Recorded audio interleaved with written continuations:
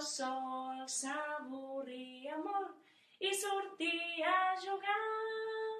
Hi havia un nen petit que se l'estimava molt i anaven a la platja tots jugant de sol a sol.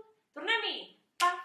Era un drac màgic que vivia al fons del mar, però sol s'avorria molt i sortia a jugar. Sabeu què van fer amb el nen? Tots dos van preparar un viatge molt llarg.